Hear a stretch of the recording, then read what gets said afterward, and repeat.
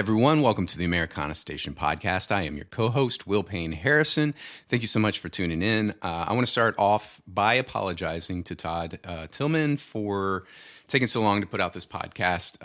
Things have gotten really busy in the studio. I'm working on my record. It's just been really hard to get any free time to do any editing on the podcast. I actually asked my friend Emily Smith to step in and do a couple episodes for me, which I'm really excited about, coming out later on this month and next month. But thank you so much for your patience while I waited to put out some of these episodes. There will be about 4 more episodes this season. I'm going to take a break, a much needed break at the end of the year for the holidays, and we'll come back sometime in late January, early February probably, with more episodes of Americana Station. So that's exciting. I heard that India Raimi's shooting a new music video right now, so that's super cool. You need to be on the lookout for that. And like I said, Emily Smith is putting out a couple episodes with Mercy Bell and Ben Statlitz. And we also have, I'm really excited about this one, Charles Wesley Godwin is also on the next episode. Also another pleasure to speak to. Todd Tilghman was a complete honor and pleasure to speak to. I was initially, to be completely frank, when I got the pitch, I said no, mainly because the pitch was geared towards his book, but also because he's much higher profile than the people that are usually on the show. I just didn't feel like it was the right fit. I don't usually turn down great opportunities like this, but it just didn't seem right. But after digging a little bit deeper into Todd's bio and kind of checking out what he was all about, I decided he would be an interesting interview, and I accepted the interview. I'm really glad I did.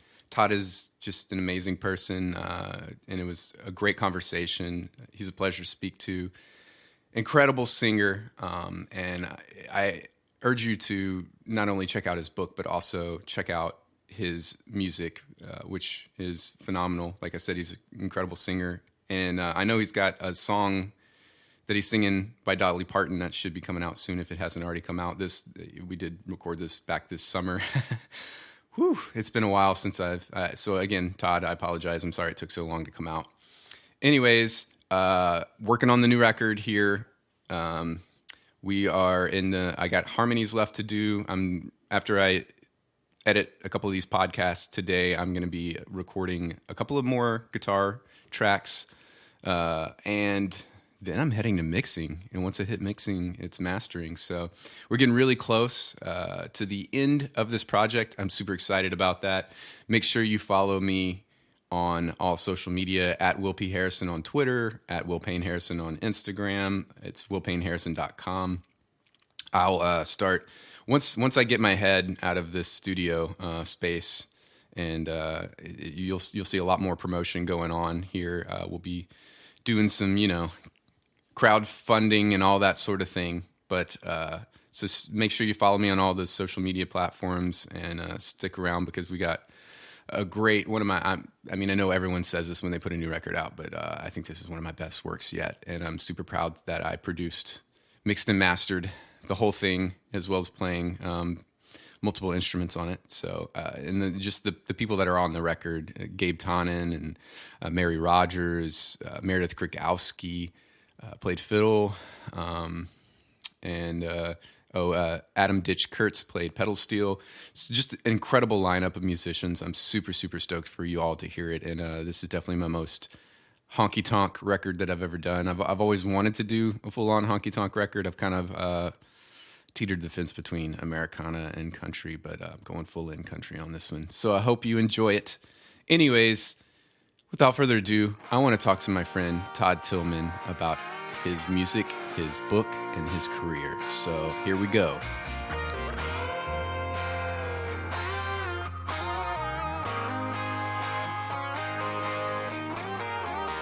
Hey, we rolled the dice, and for a while, it all felt right.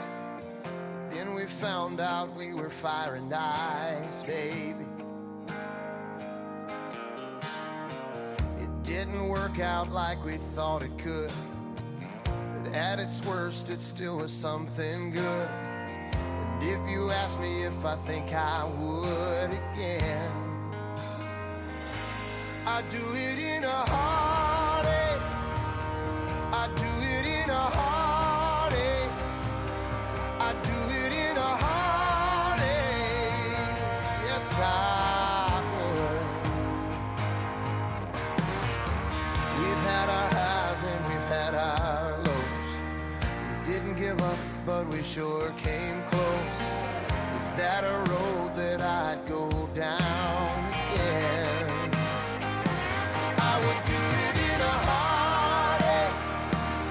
I'd do it in a heartache. I'd do it in a heartache. Yes, I would. I would do it in a heartache.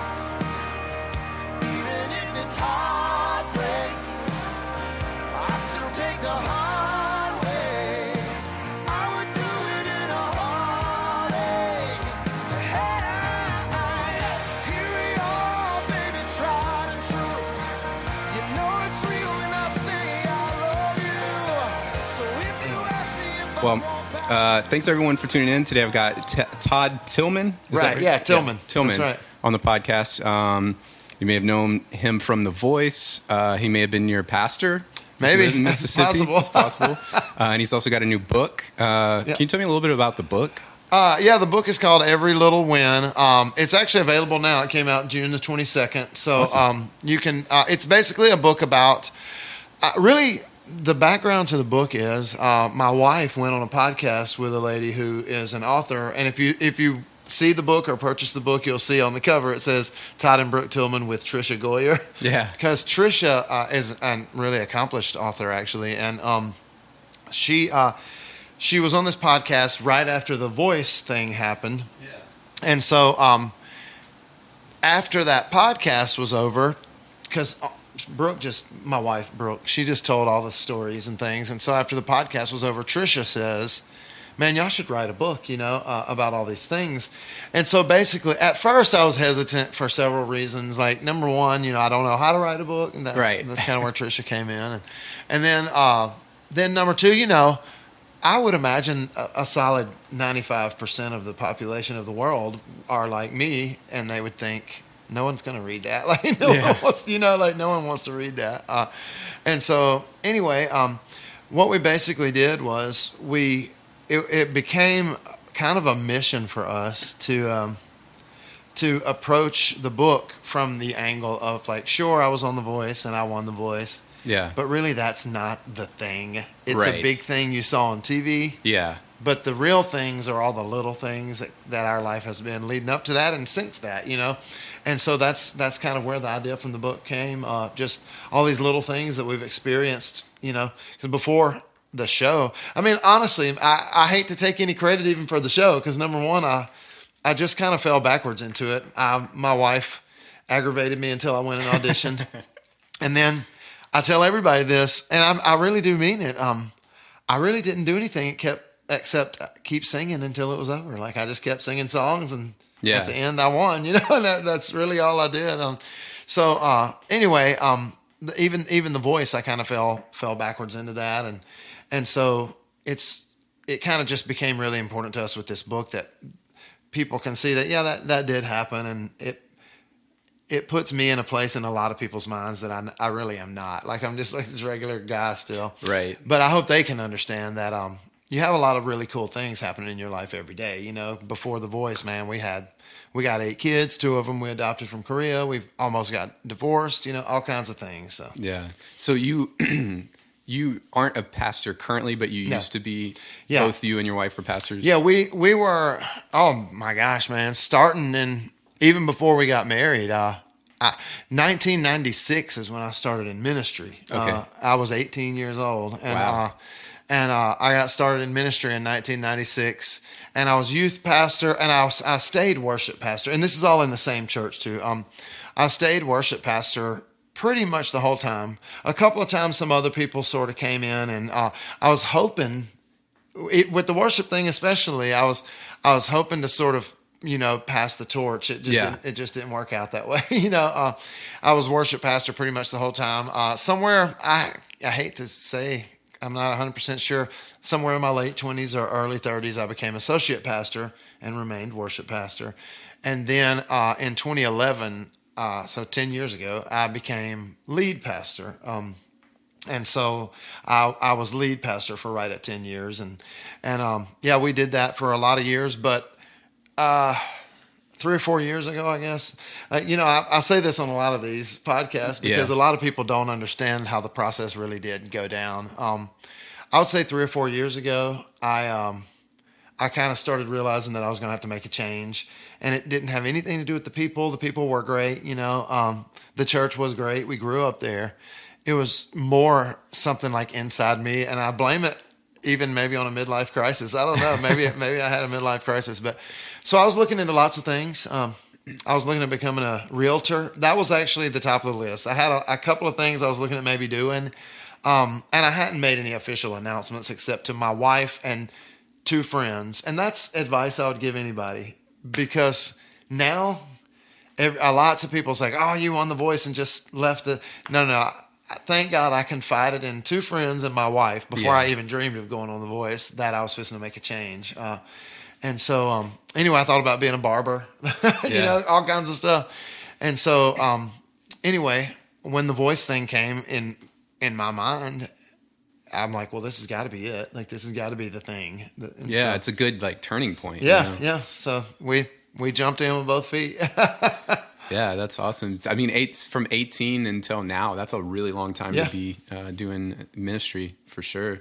Yeah, it's interesting, too. I wanted to ask you this question before we move on to songwriting and stuff. A lot of the people that come on my podcast typically started out in church, right, and they did the music thing, and then they left, and a lot of them become agnostic and atheists and stuff like that. How did you keep the faith throughout the years? What was the difference that really? Man, honestly, and this may be an unpopular opinion, and if that's cool. We're supposed to be different.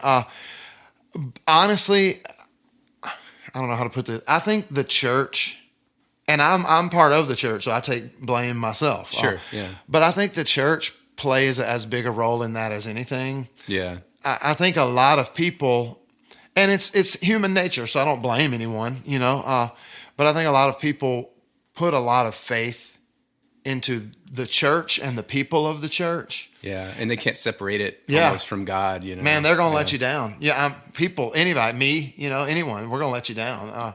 And then it depends on where you're from. I say it does. I don't want to say that. I don't want to put myself in a special category. I'm from the deep South, and I'm from the buckle of the Bible Belt. And in reality, at times the church could be really harsh, Yeah. And so I'm not saying that people shouldn't take responsibility for their own choices, but I do think that the church can play a role in that. So what I've done, marginally successfully, I hate to say I'm succeeding at it fully, but what I've done is I've tried my very best to. I love the church, whenever I'm in town, I'm not on the road or whatever, we have a church, we go to church. But I'm trying my very best to separate that from my identity in my faith, Yeah. And those are 2 different things. And if you're not careful, it can be disillusioning, I guess. Well, it's hard because, like you said, I've seen so many things where people have been hurt by church and stuff like that. And you're like, yes, but that's not the full story. And that's not the truth. You have hurt people, and you have people that are going to take advantage of the power opportunities in church and things like that, But, for me, people are like, how do you still believe? I'm like, I look at my daughter and I can't believe anything else other than God exists. Yeah. I tell everybody the same thing. Now, don't get me wrong. I believe you should read the scriptures, and I believe in listening to sound teaching. Yeah. But what I hate to say I've arrived, but this is the journey that I'm on. Where you're at now is that more than what you read and more than what you hear, your real faith is going to come from what you live. And that's the reason I have faith, is because I've just seen too much not to. I've experienced too much. That's awesome. Yeah. So how long have you been songwriting? Is this a newer journey, or have you been doing it the whole time? It's new-ish. My life has been kind of phases. Early on in my like young adulthood, I never, even with singing, and I don't mean this, I don't want like pity or anything from anybody. I'm just telling the truth, I just never thought that I had something that people wanted to hear. It's not that I didn't think I could sing, or that it's not that I didn't think I had a flair for more. Mine is more, I usually co-write, and I usually have more of like the ideas and the story, and then lyricists, like real ones, help me put that on the paper, Now I've got, several lines, and then there's one or two I wrote totally by myself, and they're more passion projects than anything. But early on, man, when I was leading worship, we always sort of led more casually, like spirit led almost. Mm-hmm. And so now and then songs would just spring up out of that, you'd basically kind of sing something spontaneously, and it would stick with you, and you're like, man, we should write around that and build, then later on, even in pastoral ministry, and this translates directly into songwriting for me, at least, and for what it is. I mean, I'm not like a prolific songwriter or anything, but even when I pastored a church, I would always, and it's the same thing with songwriters. If you're not careful, your brain goes to this place. When I pastored a church, I would always picture these other pastors like in the office at the church, and they just really have this powerful presence of God saying, here's what I want you to share with my people. And I never had that. I always would just share on Sunday based on experiences that I lived in my own life, good, bad, suffering or not, good things. And I would build little series around that. Yeah. And so songwriting, in my mind, I think there's these other guys that are like, that all the words are just rolling out, and that's not me, Yeah. But what I do is I'll try to say, actually, for example, I wrote a song this week. We started last week and we finished it up this week with Dwayne O'Brien from Little Texas, which I thought was so super cool to do. I'm like a nobody, and I'm getting to write songs with these cool people. And basically, the song's called "When I Look at You Now," and the whole song came from, we just were having this conversation about my life and my wife and kids and my family, and I was talking about my wife. And he asked me how we met. And so the whole song is basically, when I first saw you, this is what I saw. And I was smitten. But when I look at you now, like what I saw then just can't even compare to what I see when I look at you now, And so, to answer your question, in a way, I guess I've been songwriting for years, but now that I'm surrounded by people who are frankly better than me, which I think we should all do. Yeah. Then it's become more of like a lifestyle, Yeah. Yeah. So do you have a set aside time where you come up with ideas every day, or is it just mostly just when you have the co-writes? Something will come to me. Yeah. There's a song I'm working on right now called "A Time I Never Lived," and the idea, I was driving down the road and a Patsy Cline song came on. Yeah. And it started making me think about how I missed that. But I never even lived in that. How do I miss a time that I never even lived? But music will do that to you, totally. And so, or something will happen, like one of my kids will come in the room and we'll have a conversation. My 8-year-old son, I'm working on just ideas. When I say I'm working on songs, a lot of these are strictly idea phase right now. But my 8-year-old son will come to me, and he's really good to come to me if he wants things or if he needs things, but he's also, I guess he's worried if I'm going to say no to him. So he'll look at the floor. And so I tell him every time, son, well, I don't know that I'm going to say what you want me to say, but when you come, don't ever be scared to look right in my eyes when you talk to me, Yeah. And so I've kind of got some ideas that come out of those kinds of things, you know? So they just kind of, as far as ideas go, they just kind of pop in. And then sometimes I actually have already recorded this song called "Used to Could." And we wrote a song, and we were getting ready to just do a work tape on the phone. We just lay our phone on the table, And and the guys were like, all right, let's see if we can't run this one time. So I was like, well, if I'm going to sing it, I need to get up out of this chair because I can't sing sitting down like I used to could. Well, anyway, it turned into a whole, sometimes it happens like that, you know? Yeah, for So sure. all different ways. Yeah, it all starts. I mean, I do the same thing. Like I have my little notepad in my phone and I just like write down a phrase. Yep. Like somebody said hotter than the Georgia asphalt. And I'm like, oh, That's going a good in there. one. Yeah. I'll use that later. Yeah, for sure. Use it, man. Because if you've been to Georgia or Mississippi or Tennessee in the summer, you know. Yeah. For sure. That's super awesome. Are you doing like more of a country album or a gospel album or just kind of figuring it out? In the end, if it has to fall in a category, it'll fall country. Yeah. But if you listen to these songs, there's a lot of my faith in these songs. And then there's a couple of the songs that are covers. Like I did a cover of a hymn, you know. And so basically I would say, you know, if it's black and white, country. It's more country than anything, yeah. But like I said, my faith is, and that's one of the things I love about country music, though, is it's so closely married to gospel and music. Totally, you know? Yeah. I mean, it's like all infused. You got drinking songs and you got songs about God. Right, that's and right. Songs That's about true. mama. That's true. You're right. Yeah. Lisa told me this. I'm not sure. I can totally cut this if I can't say it, but she said you're working with Dolly too. Well, there's in a way. Let me say that I had an opportunity come up, which is a charity that Dolly did a song. I would love to say I have like worked with Dolly. Hopefully that day will come, you know. But what I have done is laid vocals on a song that's Dolly's song that is part of this charity, and so if at all, I mean, I really hadn't heard a lot back since I did the vocals, but I guess if it all plays out like they're saying it's going to play out, then my voice will be on a Dolly song. So that's awesome. Cool. Yeah. Can you say what song yet, or? I don't know. I better not. Okay, I don't know. They didn't tell me yes or no, so I better not. We'll wait. It'll be a surprise. Yeah.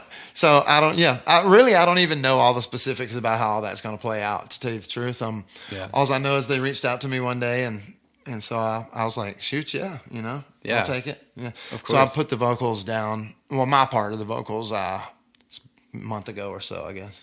And there's no release date yet for it. Not that I know of, but I actually, you know, man, that's another thing. Yeah. If you're out there in the world and you've emailed me, I promise I'm not ignoring you on purpose. I need to dig through my emails and make sure, because I get backed up, man. I know. I totally hear you. Even with because I'm a songwriter as well, but also doing the podcast, and people will email me at different email addresses. It gets lost sometimes. Oh man, yeah. And you don't mean to, or like you'll see it. I do this with texts. I'm not that guy that's like, I responded in my head. I didn't really respond in my head. I saw your text. And you're like, I'll do it later. When I stop driving, I'm going to text them back. Yeah. And then it's just gone then. Yeah. It's totally gone.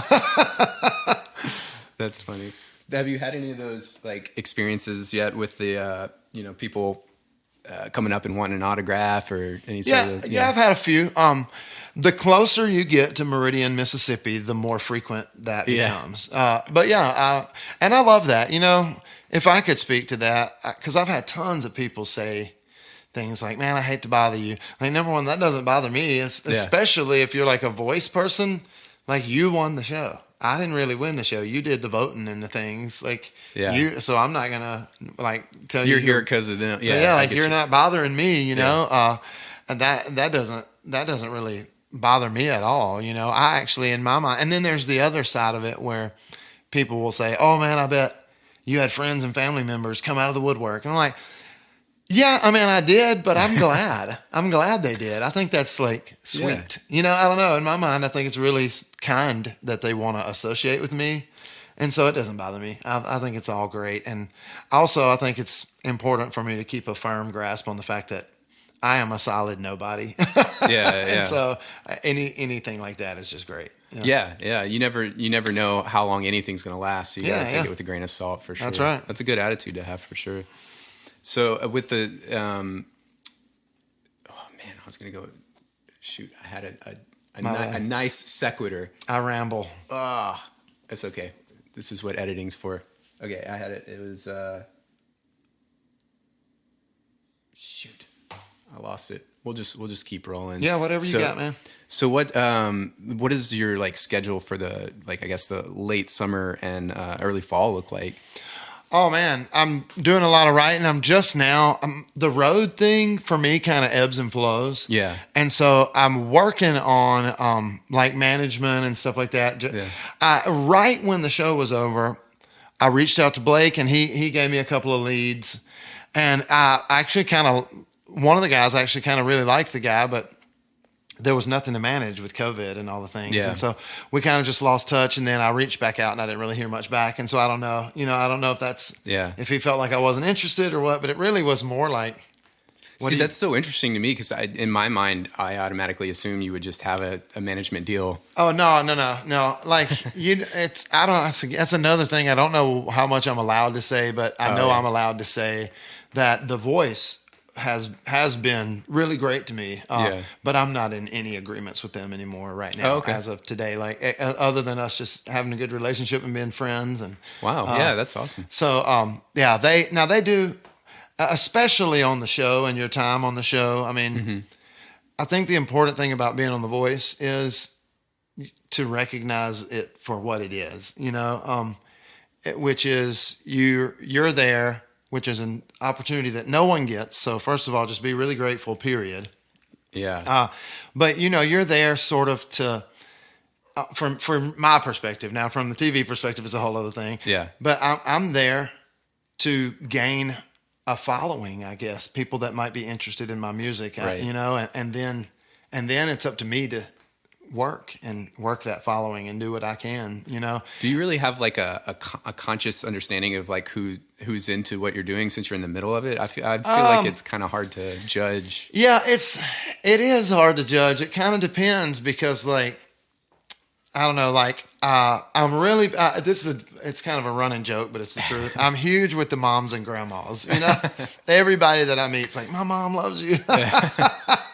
Well, I saw you blow it out the water with the I Could Only Imagine. That was awesome. Yeah, that was cool. I was glad to be able to do that. That was just a really cool thing to be able to do it on. And, I hope I'm allowed to tell this, but, that was actually Blake's idea. Really? Blake had the idea that I did that on the show. I mean, he knew me and my background and who I was, and I guess he felt like it would be a good fit for someone like me. And I was like, sure, I mean, you sang it better than the original. Oh, in my personal opinion. Well, I'll take that, man. That's a tall order. That's a good song. And that song did things that songs don't do. I mean, it literally was on charts all over. Like it was on pop charts and country charts and gospel charts. Dude, I'm going to tell you this story. I'm 38, or I'm about to be 38. I was in middle school. And we went to, it was like Northeast Texas it was like I can't remember, East Texas State University or something like that. And they had a summer camp there. I don't even remember the name of it. I'm like in 6th or 7th grade. And there were the worship leaders there. And like, we got this new song, I Can Only Imagine. They played it the entire week. It was on 2 of their CDs already. And that was in like 1996 or 7. Yeah. Yeah. It was already a big smash back then. Yep. That's one thing I'm trying to remember right now is that if there is a song that you feel like, man, this is a good, right. It takes some time, man. You got to give it some time to cultivate, Yeah. And with me, that changes from day to day. Like some days I'm like, this, like when I was in the studio this week, I'm like, man, maybe this may be the song, you know? But then 3 days later, you're like, I don't know, Yeah. But anyway, I said all that to say, I do travel. I still now, as long as everyone is sort of aware, because I'm kind of an upfront guy. Like I do that because I feel like it gives me. I hate to say it, it's kind of selfish. It gives me a certain level of security in whatever our relationship is moving forward. And so I'm upfront with everybody about what I'm doing and where I'm doing it and the path that I'm trying to take. And I know, I guess to whatever degree I can, I have a vision and I know what I'm doing. But as long as everybody's okay with the path I'm on, I sing everywhere. I'm going to be at a worship thing Saturday night. I'm going to be at a church thing Sunday morning. I'm going to be at a private event next week, And then August 21st, I have I'm not bragging. I'm going to just tell the world, I don't know how I did this, except for that it's back in my hometown. Like, I have sold out like one of the coolest venues, That's awesome. the MSU Raleigh Center, which is just one of the coolest venues. Tony Bennett sang there, you know? Wow. So Yeah. and I'm like right after me, I think LeAnn Rimes is coming in, you know? And so, Yeah.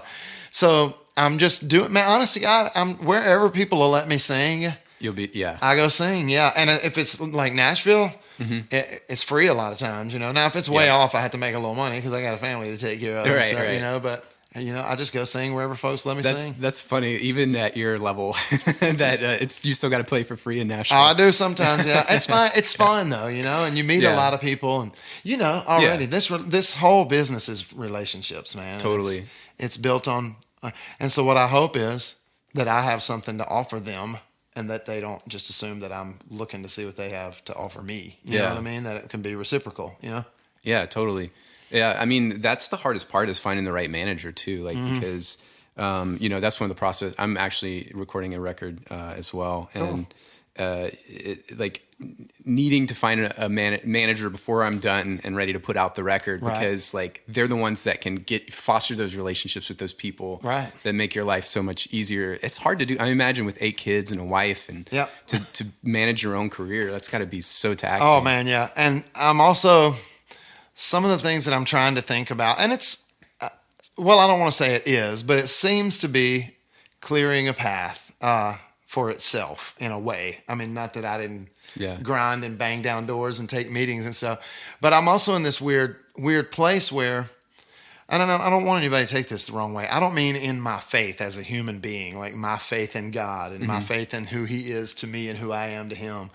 I just mean like in a very practical sense. I have to sort of ride the line of like faith and secular music, you know? And so management becomes even a little bit more tricky, you know, because managers a lot of times like this guy's like, I'm a country guy or I'm a CCM guy, you know, and so the in between is a hard place to be. It's tough because I'm not one of those people like, you know, I'm riding the fence on my faith. No, I want my music. I would love it to sort of bridge a gap. As a matter of fact, if I did end up going totally CCM, first of all, I'd probably still be independent because I don't know if any labels would want to do what I want to do, you know? Yeah. But I feel like there's a place for somebody like me, but I probably wouldn't sing those traditional. Well, think about like the Louvin brothers. Like Yeah. they killed a career with like mostly gospel tunes. I mean, So, I mean, and possible. some of the songs I'm working on now, I don't know that they'll be on this project or not because some of them are like special projects, like are really hardcore faith-based songs, but they are not they're not like completely the sunny side of faith. Do you have to like keep like Jesus? You can't say Jesus so that it, you know. You know, one of the songs I got released now says "Jesus and You." You know, that the title is "Jesus and You." I'm just wondering how you ride that line of like, because if you want it to play on country music, you can only say Jesus so much. But if you want it to be on CCM, you got to say Jesus a lot right. more. You know, right now I'm just writing and singing what I want to because I'm independent. You know, and the radio people kind of, it doesn't really matter if you won The Voice or if you're the president of the world. The radio people kind of ignore your music if you're independent. So I can just sing whatever I want to do, you know. Now and then you'll get picked up by a playlist here and there. The real truth about success in music is, number one, you got to be I don't want to say number one because clearly there's been exceptions to this rule, but for the most part, you got to have a talent. You got to be able to sing. Yeah. You know, number two, you got to have good songs. But really, number three, which is really almost tied, is and I hate to say it, but your success almost solely depends on the machine that is behind you, you know? Because, I mean, I've heard songs, independent songs that never played on the radio that were 10 times better than any radio song I ever heard, but they didn't have that machine behind them, you know? Yeah, it's so true. What did you like grow up listening to? What's some of your influence? Dude, everything. When people ask me what my influences are, I would say, as far as vocally, like the people that I tried to be like, I guess. And I also kind of tried to have some wits about what I can do and what I can't do, you know. I would say people like Joe Cocker, you know, and stuff. I try to like As a matter of fact, my very first hometown show after all this was over, the opening song was that, "What would you do if I The sang high with a little bit, yeah. Yeah, and so but I grew up on that. But also, as far as emulating, man, there is, and I don't want to come across the wrong way here either, because it's actually, my gosh, it's a huge compliment. But there is a unique sound that comes from the black church, and I would listen to that music and try to emulate that, because I'm like, no offense, but white folks kind of don't sound like that, Right. And so I would try to like do those, those runs and things. But as far as what I listen to, dude, no kidding, I listen to worship music back in the day when it's like, oh my gosh, what's the name of it? Like Vineyard or something. Oh yeah, Vineyard. They had all those worship, our God is an awesome, and I love, oh man, dude, Calling Out Your Name by Rich Mullins is one of my favorite songs in the history of all songs. So I grew up on that and traditional Christian stuff, but I also grew up, man, on like Bon Jovi and Cinderella and Stevie Wonder. I loved all of that. I love Bill Withers, a lot.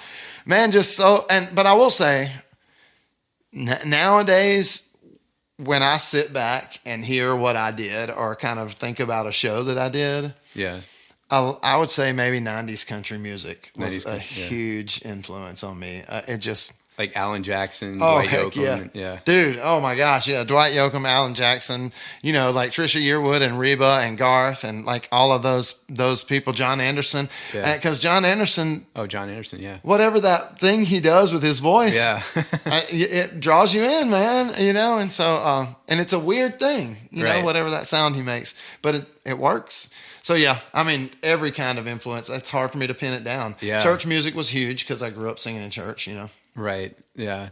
That's awesome. Yeah. That's a great breadth and depth of people to it's a lot. Yeah, it's a lot. And I listen to all of the like Nirvana and all those things too, because, and Alanis Morissette, because that was cool when I was in high school, so. Yeah, I mean, it's weird too because like when you listen to, I don't know, are you still in Mississippi? No, we live actually just outside Nashville now. Oh, okay. Well, an hour out. So yeah. Like growing up, and it may have been similar where you're from. We were talking before this started. I'm from the Tioga Pineville area, and there's like 3 stations, and so whatever was on is what you listened to. That's right. Yeah, that's true. So like. I remember running away from country for a long time because that was like everyone listened to country and we were all like, oh yeah, you're going to rebel.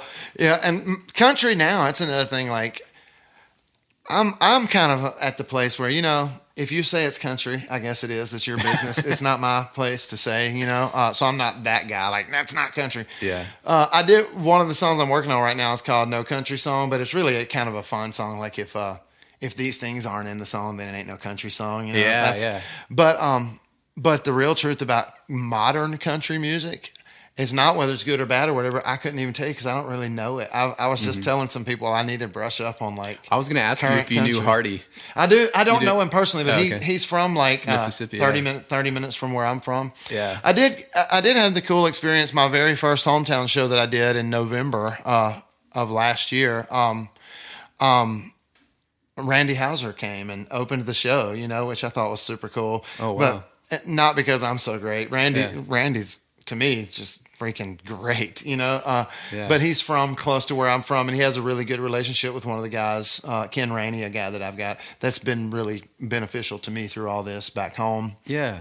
And so that's why I say relationships are everything. If you got the right relationships, Randy Houser shows up for your show, Yeah. Do you know Dave's Highways by chance? I know Dave's Highway, but I don't know the band personally. Oh, okay. They're good friends of mine. Cool. They're from like the Jackson area. Meridian's in the general same area, right? Meridian is about an hour and 15 minutes due east of Jackson. Okay. So Meridian is actually right on the line. That might be why I have part of the reason I have such a deep-rooted hatred for the University of Alabama. No offense, but you're so close to them. We're like an hour from Tuscaloosa, and give us a break, Yeah. As long as you don't hate LSU, that's all. No, I'm okay with LSU. I got a lot of LSU friends, so Yeah. even if I did hate them, I couldn't say it. You could say that. You might get jumped. Yeah. Right, yeah. Be tiger bait. Yeah. That's right, yeah. Are you a big football fan though? Do you like do the tailgating and Sometimes. I'm not nearly as big a fan as my wife and sons. Okay. My wife, LSU. Really? We played She's a good LSU. woman. No, she's a state fan, but Oh. we played LSU. This has been years ago. Oh man, probably 10 years ago. State played LSU, and we of course lost. Yeah. And she just got all upset, and I remember because it was an LSU game. I said, "Babe, if it's going to be this bad when we lose, then just pick you another team." Man, I'm not even kidding. She locked me out of the bedroom that night. I slept in the living room that night. No joke. So she's pretty hardcore. My sons, my oldest son is fully creative. Mm-hmm. He doesn't care anything about any of that. He actually works for a special effects makeup and prosthetics studio in California. So How old is he? 21. Oh, okay. Yeah. And he's just really, really very good at those things. But now my next two, they are both die hard. Like when we won the national championship in baseball, oh man, they just came undone. They were dying, so they're pretty diehard. I'm happy to see Mississippi State win, but I don't think I'm quite as diehard as my wife and two of my sons. I mean, I went to UL, so like when UL has been doing good these last like 2 or 3 years, I'm like, yeah, but I'm not like super in it. Yeah, that's kind of me. We go to games when we can. We tailgate. I only tailgate though because I've got friends and I like to spend time with them, especially now. Yeah. We haven't, since all of this has happened between The Voice and COVID, I haven't been to a game or tailgated. So if we do that again, it'll just be cool to be able to hang out with them, and sit and spend some time with those guys I hadn't got to spend any time with in a while. Totally. So do you have a release date for your new record or? No, that's a funny question. It's funny that you asked that. Hard to, yeah. So first of all, I'm in the middle of talking with several different labels. Right. And if a label does pick me up, and it's seeming possible, I mean, I don't know. There's no way to know, Right. It's really, dude, that is just an insane world because it's kind of like when you were young and you are trying to foster a relationship with a girl. Mm-hmm. There's just no way to know what they want or what they're thinking. You know what I mean? And so you don't know what you're supposed to really do. You're like, I don't want to come across too desperate. Yeah, let me back off a little bit. I try to just be like, yeah, here's what I have. I'm seeing other girls. Yeah, like with the labels, I'm kind of like, well, here's what I have, but I also am not an idiot. Like, if you have music that's better than my music and you think I'd be the guy to release it, let's roll on some of that, and or hopefully a mixture of the two. That's what I really pray for. If I end up on a label, is a mixture of the music that I've written and then stuff that I didn't. Because some of the stuff that's coming up that I'm planning on releasing, I didn't write at all or have anything to do with writing. It's just a really good song. And so if the asterisk is if I stay fully independent, it's probably going to be the end of this year. Because lots of things are. I mean, the thing's 95% ready to roll. Oh, wow. It's not really that. It's more, we don't really know exactly what's going to happen. And if you do sign, that changes everything, as far as releasing music and all those things. And they got things to say about it. Like, no, I'm not taking that song off. Yes, you are. And it's hard. And so, I don't know how to, that's one of the things, I guess, management and all these things help you is like, I sing songs that I like, and I write songs that I like, and right now, and I realize, when you hear somebody sing, I'm a hard-working man, wear a steel. I mean, he is a hard-working man, but he don't really wear a steel hard hat. He's a country music singer. Right. So I said that to say that hopefully the day will come that I have to do that. But now I'm blessed that pretty much everything I write or are planning on releasing is just real true to my own life, like really, really things that I've experienced or lived. And so those things are, like I said, it's very close to done. But we've been working on it a long, long time, probably, man, it's probably a year now, getting close to a year. Yeah. I started working on it maybe last fall, so it's getting close to a year.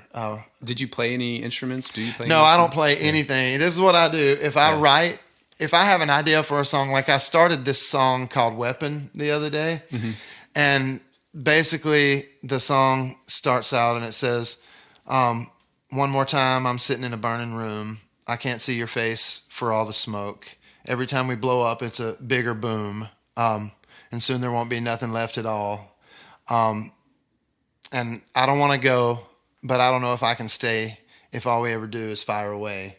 And then the chorus says, lay your weapon down. I am not your enemy. Let's rebuild this house, you know? And so I had an idea for that. Yeah. So what I do is I have a MIDI keyboard. I plug it into my computer and I just hit them chords. Bah, Yeah. bah. You know, that's all I got, man. I can't. I mean, that's good enough. Yeah. That's all you got to do. Yeah. Well, in a way it is. If I wish I would have learned how to play the guitar, because that puts me in a pinch a lot of times when I'm not knowing how to play an instrument, you know. Yeah. Yeah. Because I'm somewhere and I'm like, I don't know how to play anything, you know. I've tried, dude. My fingers will not cooperate with me, you know. I don't know. I think I overthink it or something. A lot of people do. Yeah. I mean, you know, country's 3 chords and truth. That's you just right, need 3 chords. Yeah, that's what I'm gonna do. Actually, I have a guitar that Blake Shelton sent me. But that's the awesome. guy who plays guitar for me has it in his possession right now. Because I mean, you know, good to me. I don't know how to play anything, so he takes it on the road with us when we go. You know. Yeah. Just get somebody to give you some lessons. Yeah. Kill it. Yeah. Yeah, like I can hit like A, D, but then I'm like, you don't have 30 seconds to get from A to D, you know, when you're playing a song. No, yeah. Yeah, it takes some time. That's my issue. I remember doing when I was like learning how to play when I was like 16, 17, I would just go like C, D, C, D. And I'd be doing that like while I'm like watching TV, just C, D. And then I'm like, G. Like, oh, I did it. Yeah. See? You know, it just takes so long. I mean, maybe one of these days I'll get over myself and try again, but I feel defeated in that regard, you know? Hey, you wanted to be challenged. That's your next challenge. Yeah, right that's there. true. I'll take a challenge. I mean, I will do that now. It's some of them are not as fun as others, but yeah. So the new album's coming out sometime soon. Hopefully, we'll get a record label behind you so that it gets released in a really great way. Got the new book that came out June 21st. 22nd. 22nd. So that's cool. Pretty close. Is it? It's available online, but it's also through Nelson. Yeah, it's published by Thomas Nelson, HarperCollins. But yeah, you can go to everylittlewinbook.com. Okay. And you can get it from there. It's on like Audible and all the things. Like we actually did the audiobook, me and my wife did, which was it was odd to me that they wanted us to do it, but we did. And I guess it turned out okay. Because, you know, if somebody says, Todd, I want you to come sing at this thing, then I'm like, yeah, I get that, you know. Right. But if somebody says, I want you to like be the voice like of this thing, I'm like, my speaking voice is not really that great. You know? I mean, it is your words. Yeah, that's true. That's true. More, I guess, emotion to it. So yeah, that's on there. And then I tell everybody, man, as far as anything goes, book, music. I mean, I'm on everything. I'm on Spotify and Apple Music and Amazon and all the things music. But really, if you find us on like Instagram, Facebook, Twitter, and it's just your name, just my Todd name, Tilghman, Todd Tilghman, Tilghman. Yeah. Luckily though, right now, hopefully it stays this way till the day I die. But right now, even if you spell it wrong, you can find it. You know. Okay. So yeah, Todd Tilghman and all those things. I mean, I'm actually even on TikTok right now, which is so odd. But how does that work? Because I can't do it, man. I can't. Well, do it. So basically, I had some people in my life that were. I prefer to see it as them pushing me outside my comfort zone. Yeah. But part of it was them just trying to get more exposure and get social media built up, and TikTok is a thing right now. So what I do is about 9 out of 10 times I'll get a track. I try to find like a very simple acoustic guitar, piano, something track. Mm-hmm. And then I'll just sing. And every now and then, man, they do really well. I actually just did, oh my gosh, Lost Without You. I forget the name of the girl that sings it. Anyway, and that one's kind of performing really well right now. So you just never know. I mean, for someone like me, I haven't gone like viral millions or whatever. One of my videos, I did a duet with a girl, and I think it got like 300,000. And this one I think is probably 30 or 40. But that's a lot for someone like me. You know, I'm a nobody, so like I'm gonna have to go follow and watch some of them. Yeah, that's what I do now. Every now and then, I'm kind of an observation guy. Yeah. So like if I see something that I thought was funny, I'll get on TikTok and say, you know, I don't know. Basically, what they say to do on TikTok is just keep posting and keep. That's it. I do Twitter. Like I'm great at Twitter. I'm okay at Instagram. Yeah. I hate Facebook, but TikTok to me, I'm just like I don't like. I'm 38. Like I'm that's too what old. that's what I said. That is legit what I said. Like I am way too old for that. But you know, I don't know. I guess you know. I'll just keep doing it. Basically just keep putting content out there, and you try to, for the most part, I think. I don't know now. Who am I? That's another thing. There's a university here in town that like their summer semester social media marketing class. Like I'm their summer project. Nice. Like, yeah. So I'm going to find out their plan to boost my social media in August, middle of August sometime. You know, they're going to be letting me know what plan they came up with. You know, that's awesome. So yeah, that was super cool. It's like again, it's 18-year-olds. That's the ones that right. You That's want what I'm saying. I need those media. people doing it. Yeah. So it's relationships. Like my attorney is a professor there, and he knew that I was needing to some of the issues I've had with labels, and he knew that I was kind of looking at boosting my socials. Which, when you're 43 years old, I'm like, dang, I thought they were good. You know, yeah, I thought I had lots of followers. You know, but I guess I don't. You know? I know, yeah, it's so weird. Yeah, you're like, I think I'm doing pretty good. That's what I said. No, you should have like 10 more times. Yeah, more. they're like, well, you probably need to double that. I'm like, my God, I had to go on a national television to get that. Like, how am I going to double that? You know, right? Exactly. So I don't know. Well, man, thank you so much for coming on. I really appreciate it. Yeah. And I know my mom's definitely going to buy that book. Yeah, so yeah. She's probably listening right now. Well, awesome. Well, tell her that I appreciate it. Yeah. All right, that's it for this episode of Americana Station. Thanks so much for tuning in. Thanks, Todd, for coming on. And check out his music. Follow him on social media. It's Tilghman, Todd Tilghman. And stick around because we got Charles Wesley Godwin up next. Make sure you rate and review our podcast. It helps so much. Thank you for everyone who already has. And share it with a friend. Tell people about this podcast because word of mouth is what gets us more listeners and helps us out a lot. So thanks again, and stick around for the next episode with Charles Wesley Godwin, as well as special host Emily Smith when she interviews Mercy Bell and Finn Statlitz. Happy holidays. It's almost Thanksgiving. I hope you get tons of good food and great time with your family. We'll see you next time.